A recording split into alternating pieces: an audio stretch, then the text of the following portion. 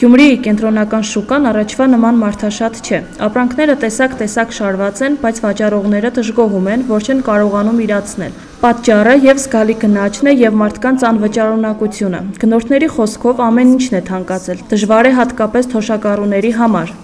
40,000 թոշակ կառնեմ, չեմ կնայես ապրի։ Բոլոր։ Եվ առաջի սպառման, եւ սնունդը։ Ծխախոտը շատ է բարձրացել։ 2025 թվականի մայիսին սննդամթերքի միջին գնաճը կազմել է 7,4%, հունվարի գնաճի ցուցանիշը գերազանցելով 3 անգամ։ Գների առաջանցիկ բարձր աճ են գրանցել պարենային զամբյուղի հիմնական բաղադրիչը կազմող մի շարք ապրանքատեսակներ։ Մասնավորապես այս տարվա մայիսին նախորդ տարվա մայիսի համեմատ հացի գինը աճել է 4%, յուղի եւ կարագի գինը 13%, մրգերի գինը 13,4%, բանջարեղենը թանկացել է 29%։ Բոլորը,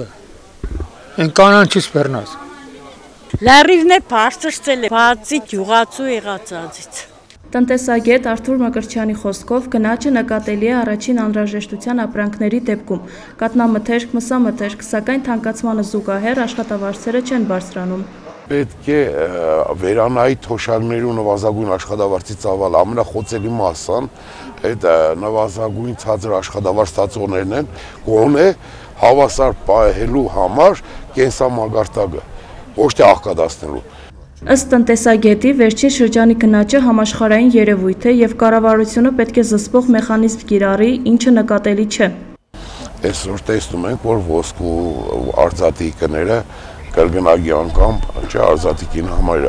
կրկնակի անգամ թանկացավ։ Այդ հայկական շուկայով չի պայմանավորված կամ Հայաստանով չի պայմանավորված։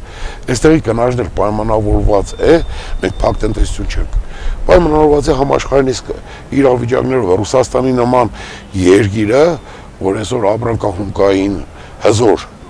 իզոլացվել է Չինաստանը որոշ առումով, Իրանը եւ այլն։ Բնական է գնաճը տեղեր ունենալու։ Համապատասխան կառույցների կողմից գնաճը զսպելու մեխանիզմներն արդյունավետ չեն եւ շատերը ստիպված են վերանայել իրենց գնումների ցուցակն ու սահմանափակել ծախսերը։